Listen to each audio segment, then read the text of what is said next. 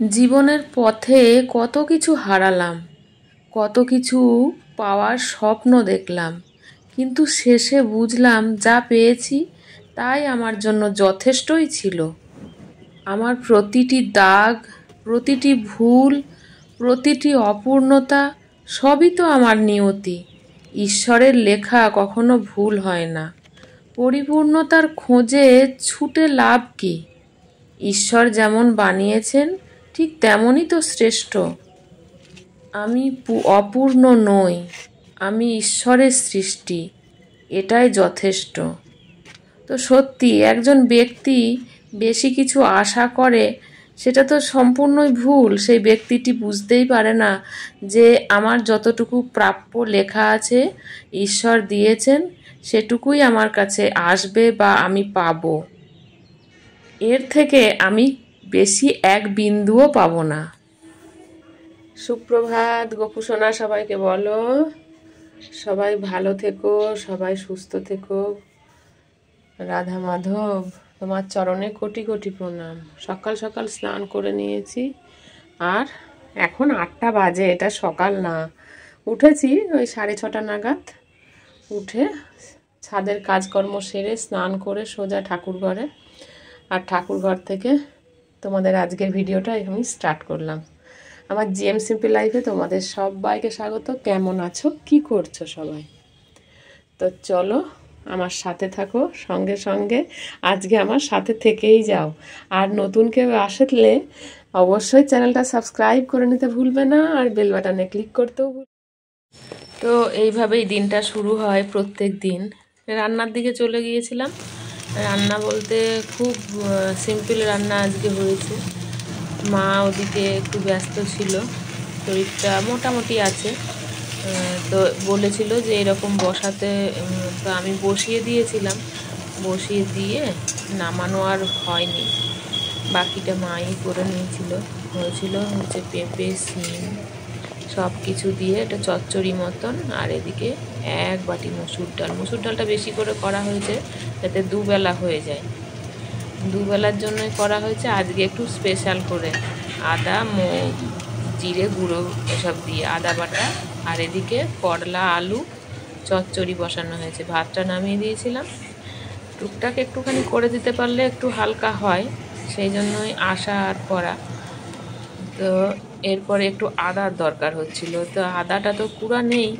আমরা বেশিরভাগ এরকমভাবেই কুড়ে রেখে দিই, আর রেখে দিয়ে ফ্রিজে থাকলে টুকটাক অল্প স্বল্প সব কিছুতেই প্রায় আদা লাগে। তো সেই কারণে বেশি করেই কুড়ে নিচ্ছিলাম।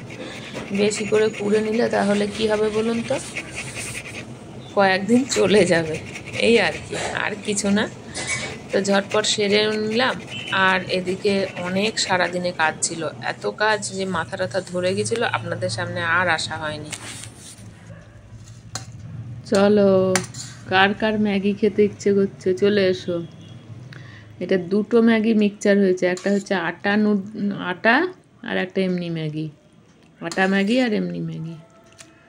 চলো খাবো, এখন বাজে 8:30। খেয়ে নি, তোমরা কে কে খাবে বলে দাও। তো রাত্রিবেলায় আজকে এটাই খাবো। প্যাকেটগুলো বেশ কয়েকদিন থেকে পড়ে আছে বললাম তো, সেই কারণে মনে হচ্ছিল যেন শেষ করে দিই। আর বেশি দিন রেখে দিলে তো দেখুন আমার ফোনটা বারবার উল্টে যাচ্ছে। আমি চেষ্টা করছি রাখার, আর এই যে উল্টে যাচ্ছে। যাই হোক, রেখে দিলে তখন এক্সপায়ার ডেট চলে আসবে, পেরিয়ে যাবে, তখন ফেলে দিতে হবে। ওই কারণেই খেয়ে নিলাম। অনেক দিন থেকেই দেখছিলাম জারে রাখা আছে। তো বন্ধু, এই দেখো বিসিজি নিয়েছিলাম, সেইটা এখনো শুকায়নি।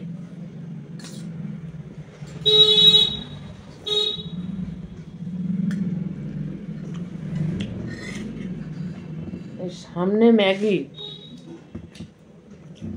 আমি কন্ট্রোল করতে পারি না,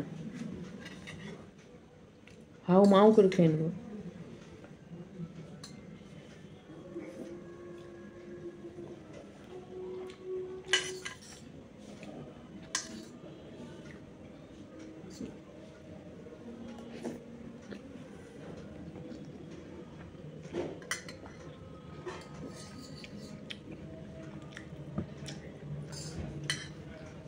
খেয়ে নিন। তো এই ম্যাগি নিয়ে আমার জীবনে একটা গল্প আছে, সেই গল্পটা আজকে শেয়ার করি।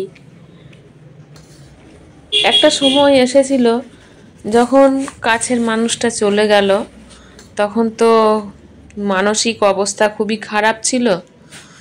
আর আমার খুব কাছের মানুষ আমাকে তখন অনেক জ্ঞান দিয়েছিল।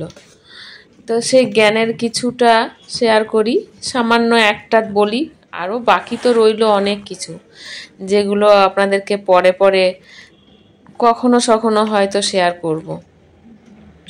তো হঠাৎ করে আমার কাছে এসে আমাকে বলে, তোর এটা করা চলবে না, তোর ওটা করা চলবে না, তোর এটা খাওয়া চলবে না, তোর এই ওই সেই অনেক বাধা বিধি অনেক কিছু আমাকে শুনিয়ে দিয়ে গিয়েছিল, যেটা আমি স্বপ্নেও ভাবতে পারিনি যে তারা আমার পাশে এসে দাঁড়াবে কোথায় সেটা তো দূরের কথা, আমার কি খাওয়া চলবে না তার মধ্যে ছিল এই একটা জিনিস হচ্ছে ম্যাগি।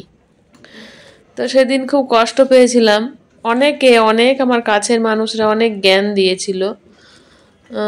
তো তার মধ্যে এই ম্যাগির কথাটা দিয়েই আজকে বলি, অন্যদিন হয়তো অন্য কিছু বলবো। তো বলেছিল তোর ম্যাগি খাওয়া চলবে না। খুব কষ্ট পেয়েছিলাম আর ভেবেছিলাম, সেই মুহূর্তে অতটা ভাবিনি, কিন্তু যত দিন যাচ্ছে ততই ভাবছি, কেন আমার ক্ষেত্রেই এত নিয়ম, কেন আমাকেই এরকমভাবে শুনতে হয়েছিল, কেন আমাকে এভাবে বলতে এসেছিল। কই আমি তো তাদের হাঁটুর বয়সী, আমার থেকে যারা আমার অনেক বড়, কি বলবো, তাদের যথেষ্ট বয়স হয়েছে, 60+ হয়ে গেছে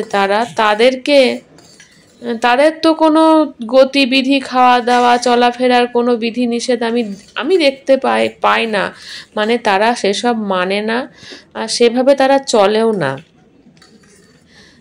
কিন্তু সেই মানুষগুলোকে কেউ তো আঙুল তুলে বলে না যে তোমার এটা খাওয়া চলবে না, তোমার এটা করা চলবে না, তোমার এটা ওটা সেটা। কিন্তু আমার ক্ষেত্রে কেন? আমি কি বেশি পাপী না? আমি বেশি দোষ করেছি যে মানুষটা চলে গেছে, সে যাওয়ার পিছনে দোষীটা আমিই ছিলাম, তার কোনো রোগ জ্বালা অশান্তি কোনো রকম কোনো কিছু ছিল না, শারীরিক কোনো শারীরিক কোনো অসুখে সে ভোগেনি। তো সব দায় আমার ছিল, সেটাই বললাম আজকে আপনাদেরকে। খারাপ লাগছিল সেই জন্যই বললাম, না হলে হয়তো এই কথাগুলো বলতাম না। এরকম অনেক ঘটনা আমার জীবনে আছে, যেগুলো আপনাদেরকে ছোট্ট একটা ভিডিওর মধ্যে দিয়ে প্রকাশ করব। তো বন্ধুরা, আমি যখনই ম্যাগি খাই না, আমার তখনই তার কথাটা মনে পড়ে, আর সেই কথাটা এত মনের মধ্যে ঘুরতে থাকে, ওই কথার সাথে সাথে অনেক কথা আরও মনে পড়ে যায়। তো যাক, আমি ওসব কানও দিতাম একটা সময়, কিন্তু এখন আমি ওইসব কোনো কথাতেই কান দিই না। রাত হয়ে গেল, ওষুধ খাবো এবারে, প্রেশারের ওষুধ খাই রাত্রিবেলায়। চলো খেয়ে নিই।